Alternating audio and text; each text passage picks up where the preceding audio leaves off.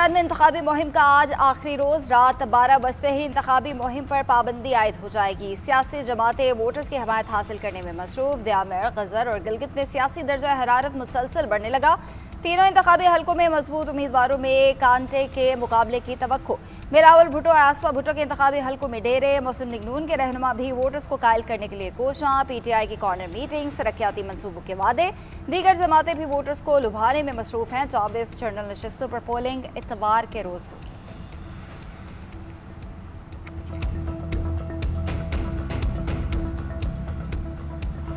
जरूरत है एक मुदब्बर क़यादत की। नाराबाज, एजिटेट करने वाले, रियासती अदारों पर हमले करने वाले या जमहूरियत का लिबादा पहनकर पाकिस्तान के बड़े शहरों को खंडर बनाने वाले, वो आपके मसले हल नहीं कर सकते। कराची और लाहौर का मुआवजा कर लें, आप फैसला करें। अगर आप कराची की तरह इसे इतने हसीन शहर को खंडर देखना चाहते हैं तो भी रास्ता और फैसला आपके पास है। अगर आप चाहते हैं कि इस खित्ते को लाहौर और पंजाब की तरह तरक्की दें तो फिर आपके वोट की ताकत आपके पास है। पाकिस्तान के बड़े शहरों को खंडर बनाने वाले मसाइल हल नहीं कर सकते। तासुब की बात नहीं, काम का मुआवजा कर ले, फैसला आपके हाथ में है। ख्वाजा साद रफीक का गिलगित में जलसे से खिताब।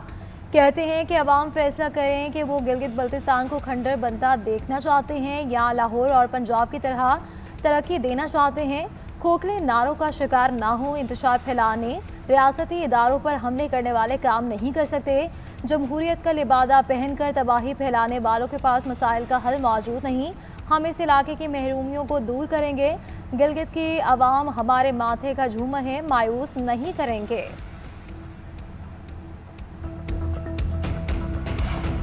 पीपल्स पार्टी की GB में इंतखाबी मुहिम जारी। चेयरमैन बिलावल भुट्टो आज गिलगित में जलसे से इंतखाबी मुहिम का अख्ताम करेंगे। शहर के शाही पोलो ग्राउंड में पंडाल लगाने की तैयारियां भी जारी। बिलावल भुट्टो के हरीफ जमातों पर ताक ताक कर निशाने। कहते हैं जो सियासतदान पंजाब के हुकूक का सौदा करने के लिए तैयार हैं वो GB के अवाम को क्या देंगे। पीपल्स पार्टी लोगों को नौकरियां देती है, दूसरी जमातें बेरोजगार करती हैं। आज जो मुकाबला कर रहे हैं उन्होंने तो रोजगार देने पर बेनज़ीर पर मुकदमात बनाए थे। हुकूमत न मिली तो गिलगित के लिए कानून साजी नहीं कर सकेंगे। अवाम को हक मलके दिलाने के लिए जियाला वजीर आला लाना होगा।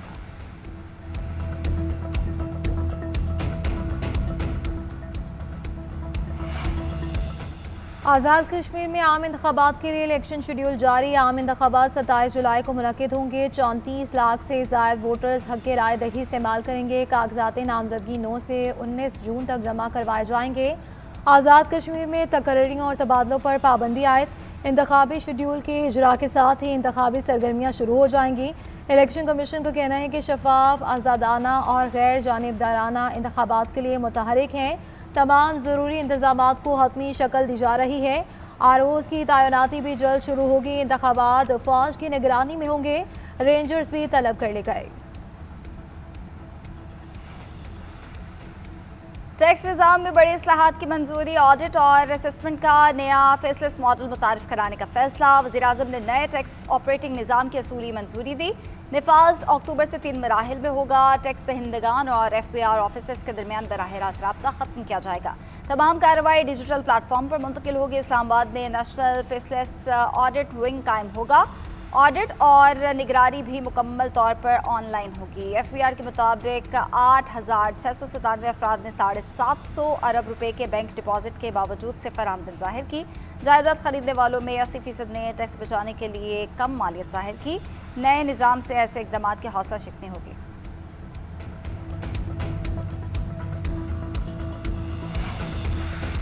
आइंदा माली साल के बजट में मुतवसत तबके के लिए बुरी खबर। स्टेशनरी का सामान मज़ीद महंगा होने का खदशा। IMF की मुशावरत से टैक्स तजावीज़ पर काम जारी। स्टेशनरी पर GST में 8% इजाफे की तजवीज़। सेल्स टैक्स की शरह 10 से बढ़ाकर 18% किए जाने का इम्कान। कॉपियाँ, रजिस्टर, कलम, पेंसिल और स्याही समेत स्टेशनरी महंगी हो सकती है। दीगर तालीमी और दफ्तरी सामान भी महंगा होने का इम्कान है। उधर आइंदा माली साल का बजट 280 रुपये फ़ी डॉलर की बुनियाद पर तश्कील देने का फैसला। इससे कबल मालियाती ढांचा 209 रुपये फ़ी डॉलर की बुनियाद पर था। बजट का हजम रुपए की वैल्यू के हिसाब से, अखराजात भी इसी हिसाब से फाइनल होंगे। पाकिस्तान के मौशी मंजरनामे के लिए अच्छी खबर, तिजारती खसारे में 39% की नुमाया कमी। इदारा शुमारियात ने मई की तिजारती अदाद शुमार से मुतालिक रिपोर्ट जारी कर दी। मुशीर खजाना खुर्रम शहजाद के मुताबिक मई में मुल्क के बरामदाद में 10% इजाफा रिकॉर्ड किया गया। दरामदाद में 22% की बड़ी कमी देखने में आई। रोशन डिजिटल अकाउंट के जरिए मुल्क में आने वाले फंड्स में मुसलसल इजाफा हो रहा है। IT बरामदाद और तरसीलात ज़र में भी मुस्बत रुझान बरकरार रखे हुए हैं। मुल्क की मैशत इस्तेहकाम और तरक्की की जानिब गामजन है। मुआशी तरक्की की शरह 3.7%, मुआशी हजम बढ़कर $452 अरब तक पहुँच गया। ज़र मुबादल ज़खायर भी $17 अरब से ज़ायद हो गए।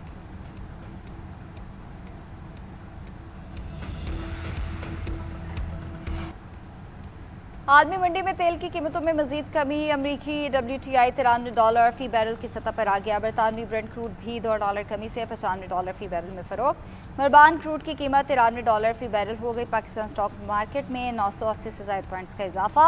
100 इंडेक्स 1,72,000 की सतह पर पहुंचा। कारोबार का आगाज़ 1,71,175 पॉइंट से हुआ था। 247 कंपनीज के हिस्सों की मालियत बढ़ गई। 50 में कमी और 266 में इस्तेहकाम रहा।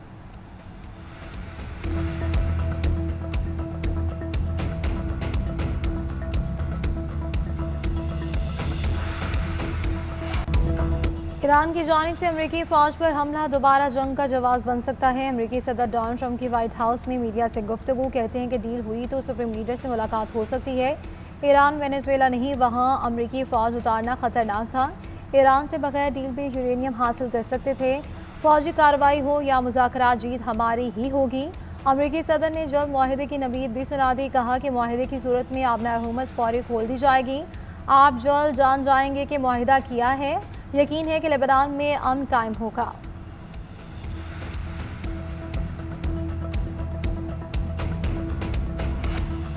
अमरीकी नाकाबंदी के बावजूद ईरानी तेल की तरसील जारी। 4 ऑयल टैंकर्स आबना हुकूमत से गुजर गए। मैरीटाइम मॉनिटरिंग कंपनी के मुताबिक पीर के रोज़ ईरानी झंडे वाले 4 टैंकर्स गुजरे।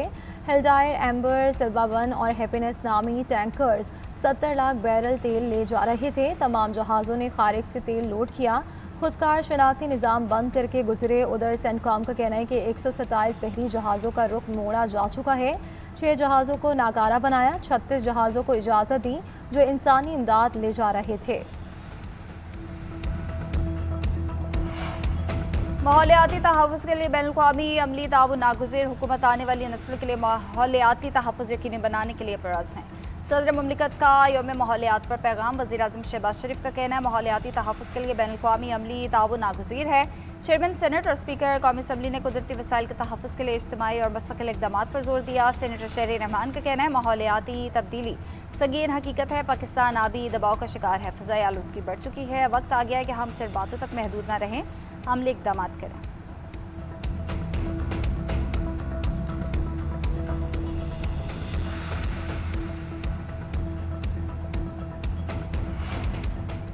अदाकारा मोमना इकबाल को हिरासत करने का मामला रुकने पंजाब असम्बली साकिब चदर के खिलाफ मुकदमा दर्ज। National cyber crime investigation agency PECA act के तहत मुकदमा दर्ज किया। मुद्दई मुकदमे के मुताबिक साकिब चदर और इनके साथियों ने ब्लैकमेलिंग की और धमकियां दी। FIR के मतन के मुताबिक साकिब चदर की पहली शादी का इल्म होने पर मोमिना इकबाल ने शादी से इनकार किया। इनकार पर साकिब चदर ने प्राइवेट वीडियोस भेजकर ब्लैकमेल करना शुरू किया। 2023 में झूठे इल्ज़ामात लगाकर अदाकारा का रिश्ता भी ख़त्म कराया। मोमिना इकबाल और इनके मौजूदा शोहर को भी धमकियां दी गई। वीडियो और मोबाइल को डिजिटल सबूत के तौर पर तहवील में लेकर मुआयने के लिए भिजवा दिया गया।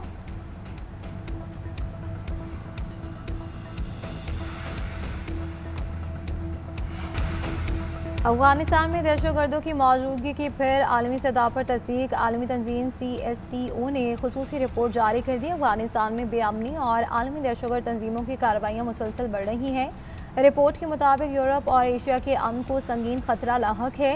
दहशतगर्दों की मौजूदगी पड़ोसी ममालिक में तखरीबकारी बढ़ा रही है। रूसी सिक्योरिटी काउंसिल ने भी अफगानिस्तान में 18 से 23 हज़ार दहशतगर्दों की तस्दीक की थी। माहिरीन के मुताबिक अफगानिस्तान में मौजूद जंगजुओं को तालिबान रजीम की हिमायत हासिल है।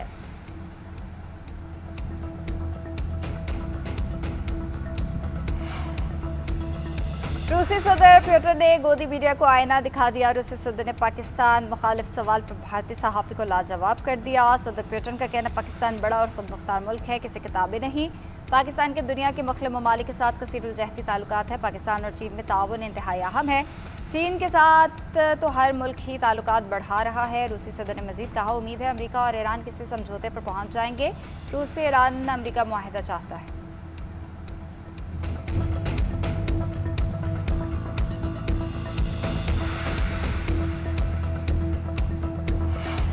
लड़ाई बहुत हो गई, आए अमन कायम करें। यूक्रेन सदर की रूसी सदर से मुलाकात की पेशकश, जंग ख़त्म करने का भी मुतालबा। ज़ेलेंस्की ने पुतिन के नाम खत लिख दिया। लिखा कि यूक्रेन मुज़ाकरात के दौरान जंगबंदी के लिए तैयार है।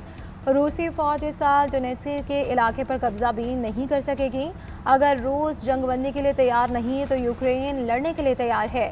ज़ेलेंस्की ने पुतिन को मुखातिब करते हुए लिखा कि अगर आप जंग ख़त्म नहीं करते तो आपको अपनी ज़ाती बका के लिए लड़ना पड़ेगा। दूसरी तरफ रूसी सदर ने मीडिया से गुफ्तगू करते हुए कहा कि वो यूक्रेन के साथ पुरअमन तरीके से मुआहिदे के लिए तैयार हैं।